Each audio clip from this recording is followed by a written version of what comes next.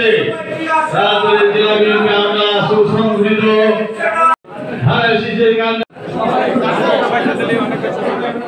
বাংলাদেশ জাতীয়তাবাদী দল রাজবাড়ী জেলা বিএনপি আয়োজিত আজকের আমাদের জেলার একেবারে হেডকোয়ার্টার আমাদের যে সমস্ত সাংবাদিক ভাইরা তাদের নেতৃত্ব রয়েছে সবাইকে বাংলাদেশ জাতীয়তাবাদী দল রাজবাড়ী জেলা বিএনপির পক্ষ থেকে শুভেচ্ছা, বিপ্লবী অভিনন্দন এবং মোবারকবাদ। সুপ্রিয় সাংবাদিক ভাইরা, আমরা আসলে যে এখানে যেটা ব্যানার দেখছি যে রাজবাড়ী জেলা বিএনপির সাবেক সাধারণ সম্পাদক এবং কি লেখে ওখানে আছে ধানের শীষের মনোনয়ন প্রত্যাশী। এখানে কিন্তু ধানের শীষের মনোনয়ন প্রত্যাশী আমরা একাধিক স্পেসিফিক আমার নাম রয়েছে, কিন্তু অ্যাকচুয়ালি আমাদের জেলার সর্বোচ্চ নেতৃত্ব আমাদের জেলা বিএনপির কনভেনর অ্যাডভোকেট লিয়াকত আলী বাবু, উনিও কিন্তু আমাদের রাজবাড়ী দুয়ের ধানের শীষের মনোনয়ন প্রত্যাশী। এই জন্য এই ব্যানারটা আসলে সমীচীন হয় নাই, যেহেতু ওনার নামটা থাকা উচিত ছিল। আমরা তো একটা বৃহৎ দল, আপনারা জানেন যে বাংলাদেশের অনেক বড় দল, অনেক জনপ্রিয় দল, আমাদের শহীদ রাষ্ট্রপতি জিয়াউর রহমানের আদর্শের সংগঠন, আদর্শ দ্বারা যে সংগঠন, আমাদের সেই পার্টির চেয়ারপারসন দেশনেত্রী বেগম খালেদা জিয়া এবং আমাদের পার্টির ভারপ্রাপ্ত চেয়ারম্যান, আমাদের 18 কোটি মানুষের প্রাণের স্পন্দন, আমাদের আগামীর বাংলাদেশ, আমাদের পার্টির ভবিষ্যৎ জননেতা জনাব তারেক রহমান সাহেবের। আপনারা জানেন যে দীর্ঘ 17 বছর আন্দোলন সংগ্রামের মধ্য দিয়ে 24 জুলাইয়ের যে রক্তস্নাত গণ অভ্যুত্থান, সেই ছাত্র জনতার রক্তস্নাত অভ্যুত্থানের পরে আমরা যখন নতুন করে বাংলাদেশ পেলাম, ফ্যাসিস্ট বিরোধী যত শক্তি ছিল, ফ্যাসিস্টকে মুক্ত করতে যে যত শক্তি কাজ করেছে, তাদের অখণ্ড সমর্থন নিয়ে আমরা জানি যে বর্তমান যে অন্তর্বর্তী সরকার দেশ পরিচালনা করছে, সেই সরকারের প্রথম এবং প্রধান যে কাজ একটা অবাধ সুষ্ঠু নিরপেক্ষ নির্বাচনের আয়োজন করা। কারণ আমরা জানি যে দীর্ঘ 17 বছর এদেশে মানুষ তাদের ভোটের অধিকার কিন্তু হারিয়ে ফেলেছিল, ভোটের অধিকার কেড়ে নেওয়া হয়েছিল, গণতন্ত্র বালাই ছিল না। সেই 17 বছর পরে যখন ফ্যাসিস্ট মুক্ত বাংলাদেশ হয়েছে এবং একটা অবাধ সুষ্ঠু নিরপেক্ষ নির্বাচনের জন্য বর্তমান সরকার কাজ করছে, আমরা জানি যে সেই নির্বাচনকে প্রলম্বিত এবং ব্যাহত করার জন্য একটা গোষ্ঠী কিন্তু বিভিন্ন চক্রান্ত ষড়যন্ত্র কিন্তু করছে। আমাদের প্রিয় নেতা পার্টির ভারপ্রাপ্ত চেয়ারম্যান জনাব তারেক রহমান বলেছেন, এদেশের জনগণ যেমন অবৈধ শাসন, অবৈধ শাসক, অপশাসন যারা জগদ্দল পাথরের মধ্যে এদেশের মানুষের ঘাড়ে চেপে বসেছিল, তারাও কিন্তু রেহাই পায়নি এই জনগণের। জনগণ যখন ফুঁসে উঠেছে, ছাত্র জনতা যখন মাঠে নেমেছে, তখন তারা কিন্তু পালিয়ে গেছে। সেই একইভাবে এই নির্বাচনকে নিয়ে যদি কেউ কোনো চক্রান্ত ষড়যন্ত্র করে, তাহলেও এদেশের ছাত্র জনতা আবারও কিন্তু এই ষড়যন্ত্র রুখে দিবে। তার মানে ইনশাল্লাহ নির্বাচন হবে, যে কোনো মূল্যে একটা অবাধ সুষ্ঠু নিরপেক্ষ নির্বাচন হবে। আর বাংলাদেশের সবচেয়ে জনপ্রিয় দল, বৃহৎ দল বিএনপি এই নির্বাচনের জন্য জনগণের সাথে নিয়ে কিন্তু দীর্ঘ আন্দোলন সংগ্রাম করেছে, তাহলে সেই দলের তো একটা নির্বাচনী প্রস্তুতি রয়েছে। আমরা জানি যে আগামী বছরের ফেব্রুয়ারি মাসে প্রথমার্ধে, রোজার আগে 18ই ফেব্রুয়ারি রোজা, তার আগে ইনশাআল্লাহ দেশে একটা অবাধ সুষ্ঠু নিরপেক্ষ নির্বাচন হবে। জনগণ তাদের পছন্দের প্রার্থীকে ভোট দিয়ে তাদের প্রতিনিধি কিন্তু তারা নির্বাচিত করবে। তাহলে সেই লক্ষ্যে আমাদের দল কাজ করছে, দলের প্রার্থী বাছাই চলছে, দলের বিভিন্ন কলা কৌশল নির্ধারণ হচ্ছে। আপনারা জানেন যে রাষ্ট্র কাঠামো মেরামতের যে 31 দফা আমাদের প্রিয় নেত্রী এবং আমাদের প্রিয় নেতা দিয়েছেন, এই 31 দফা জনগণের ভোটে নির্বাচিত হয়ে যদি বিএনপি রাষ্ট্র ক্ষমতা যায়, তাহলে কিন্তু এদেশে ইনশাল্লাহ মানুষের আর কোনো অভাব, অভিযোগ, দুঃখ, দুর্দশা কিন্তু আর থাকবে না ইনশাল্লাহ। তাহলে এই নির্বাচন কিন্তু একটা, আমাদের প্রিয় নেতা বারবার বলছেন যে নির্বাচন কিন্তু একটা চ্যালেঞ্জিং নির্বাচন হবে, কঠিন নির্বাচন হবে।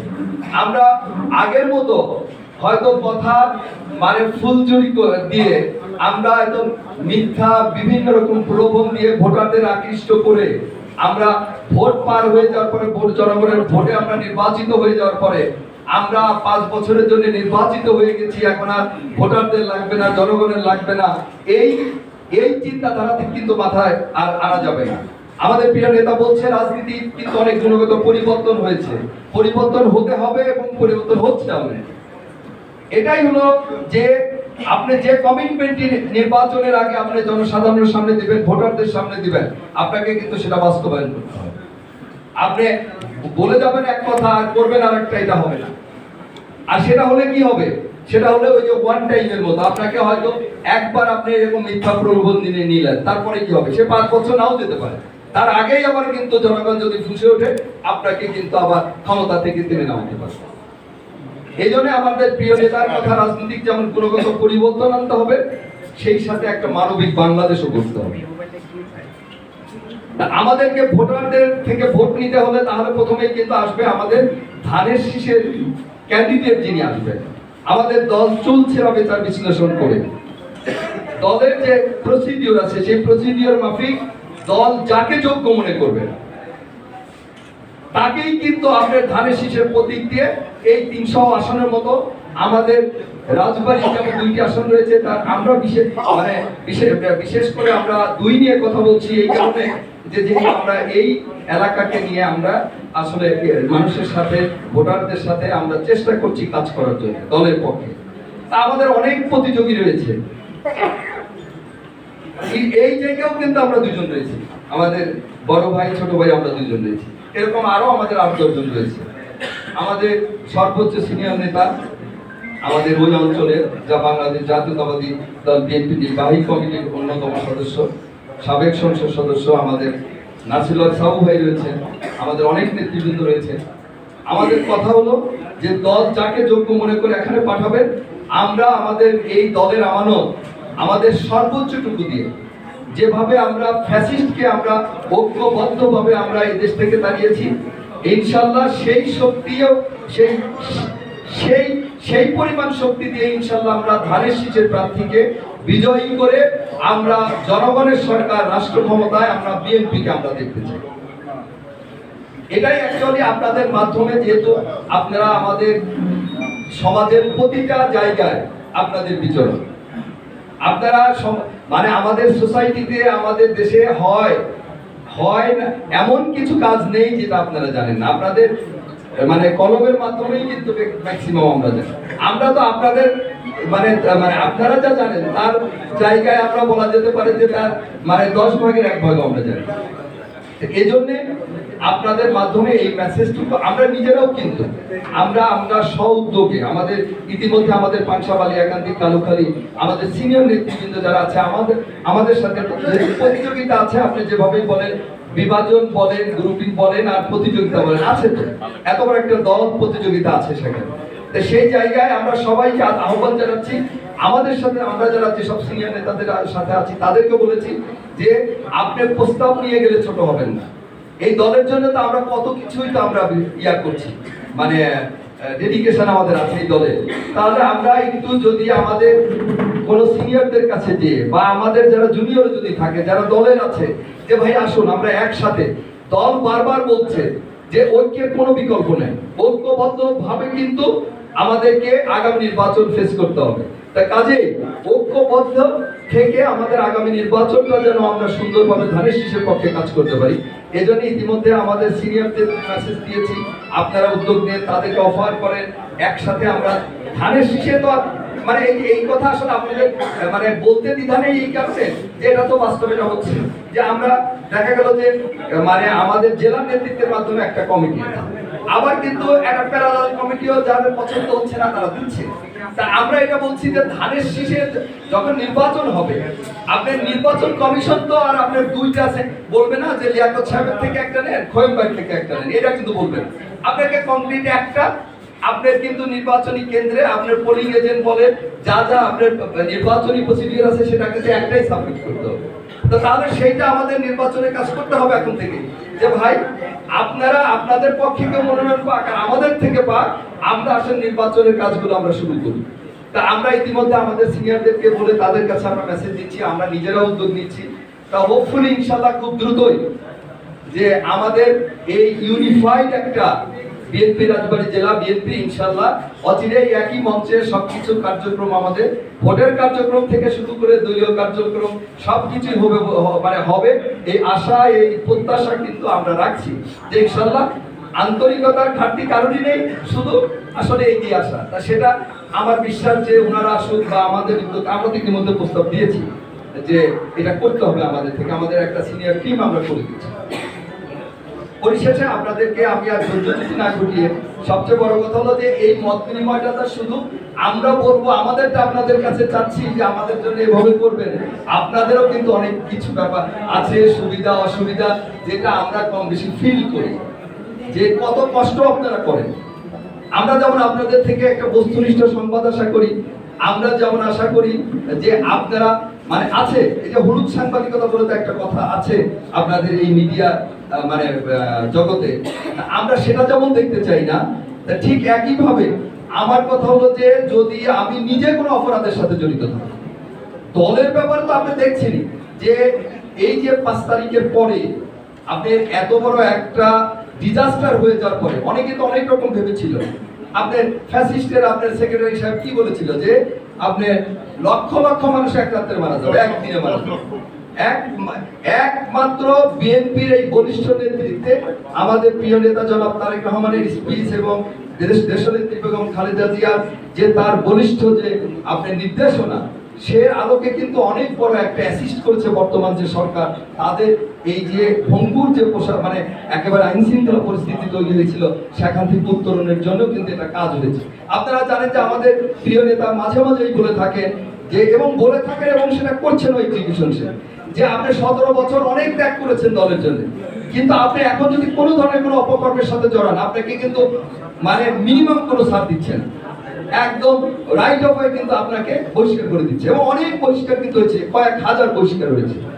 তারপরেও তো আমরা এটা দেখছি যে অনেক কিছুই এখনো কিন্তু অনেক ধরনের প্রবলেম তৈরি হচ্ছে। সেটা এই এত বড় দলের ভিতর আমরা অনেক সময় আসলে ওই ইমোশনে গা ভাসিয়ে দিয়ে কে কোত্থেকে আসতেছে আমরা সাথে নিয়েই মার্চ করছি যে আমার পাল্লা ভারী করার জন্য। আসলে যে সে কেন আসছে আমার সাথে, আমার দলের সাথে কেন ফিরছে, এটা আমরা একবার খেয়াল করি। এই অপকর্মগুলো তো কারণ একটা গোষ্ঠী তো সবসময় লেগে আছে যে কিভাবে বিতর্ক তৈরি করা যায়, কিভাবে মানে আমরা আমাদের সোসাইটিতে আমাদের ড্যামেজিং করা যাবে। তো এগুলো থেকে আমাদের খেয়াল রাখার জন্য আমাদের প্রিয় নেতা আমাদের প্রিয় নেত্রী কিন্তু সবসময় আহ্বান জানাচ্ছে।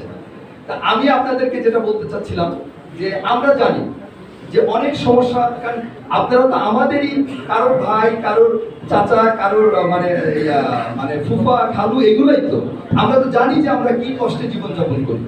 আমাদের মিনিমাম মানে অর্থনৈতিক কোনো আমাদের সিকিউরিটি নেই, যেটা থাকার দরকার। থাকলে আপনার মেন্টালি যদি শান্তিটা থাকে, মানসিক শান্তি থাকলে তখন কিন্তু আপনি অনেক ভালো অনেক কাজই কিন্তু আপনি করতে পারবেন।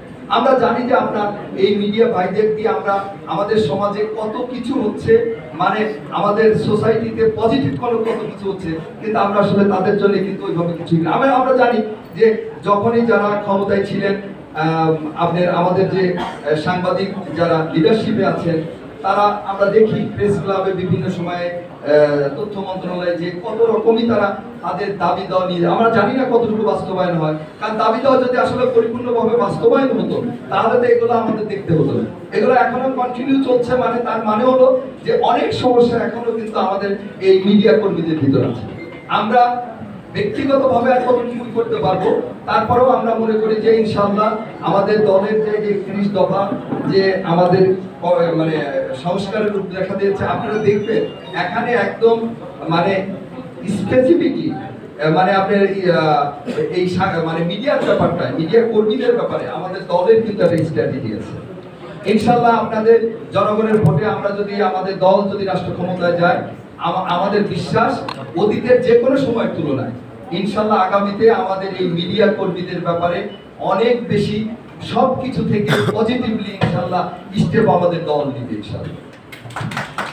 প্রিয় সাংবাদিক ভাইরা, আমার মনে হয় যেন আমি আর যেহেতু আমাদের সিনিয়ররা রয়েছে, এনারাও কিছু কথা বলবেন, সেই সাথে আপনারা